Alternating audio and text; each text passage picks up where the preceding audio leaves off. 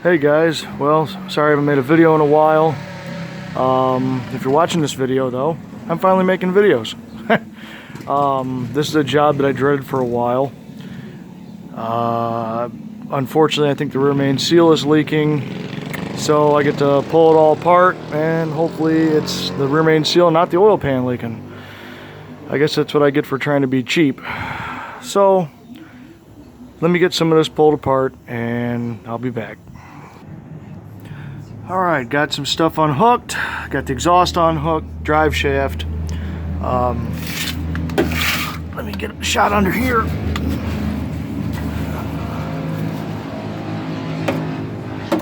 Got the transmission just sitting in there. Give you a shot of how close everything is under here. Got the bolts out of the tranny, crossmember bolts are out. And I'm hoping that I can get the bell housing out because it is very close to the long tube headers. I hope I don't have to pull the headers, but what else is there to do, right? So let me get at it and I'll be back in a minute. I'm back, got the transmission out. There's a tray on the floor. Let's take a quick look under here. There's the bell housing, long tube headers. Let me get the bell housing out and we'll keep going. Alright, be right back. Alright, I got the bell housing out and unfortunately I couldn't pull the bell housing because this tab right here was hitting on the long tube headers. I didn't have to pull the long tube headers. I was able to leave them in the truck. I got the clutch out, so let me show you what's going on. Alright, flywheel's off, clutch, flywheel. Here's what's going on. Sorry for the shaky video, but if you look, oh, extremely bad lighting, I know. There is where I believe the oil leak's coming from. I hope it's not the oil pan. I suspect that it is, but oil can't go up, it's got to go down. So if you look at rear main seal, the very bottom of that where it meets the engine block, it's all wet. Crankshaft is nice and dry. I'm hoping I can change that seal and my problem's fixed. So let me get at it. Hope this is gonna work out for my favor. If not, yeah, it's gonna suck bad. Let me get back at it.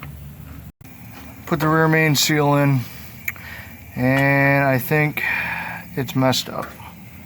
That one spot right there, see the gasket looks like it's flipped over, the seal.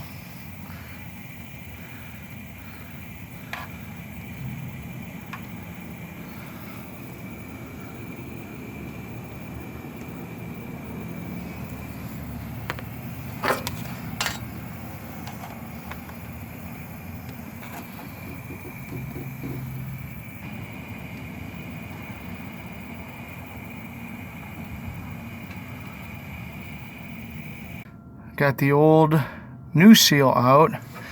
Went and bought a original OE style rear main seal. It's nice and flush with the block. And there is no pinched seal. So hopefully this will fix my issue.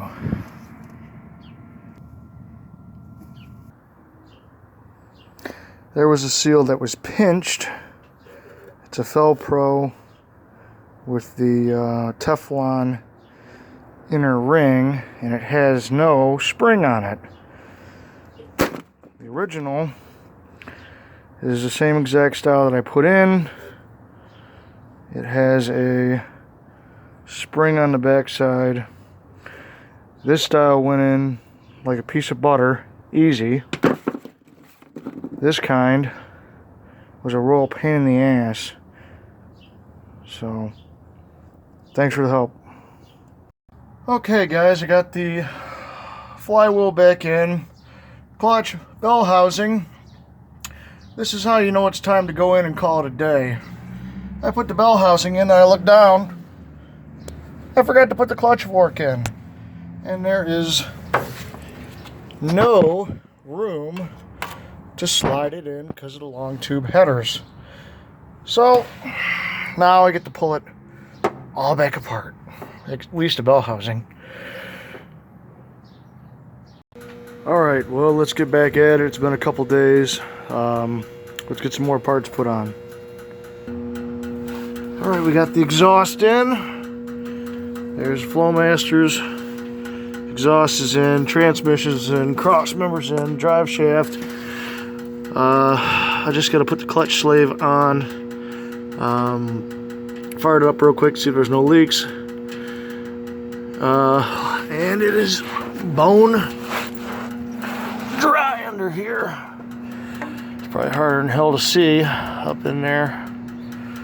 And the lighting sucks, I know. But that rear main is nice and dry. So is the back of the oil pan, so let's give it a fire up.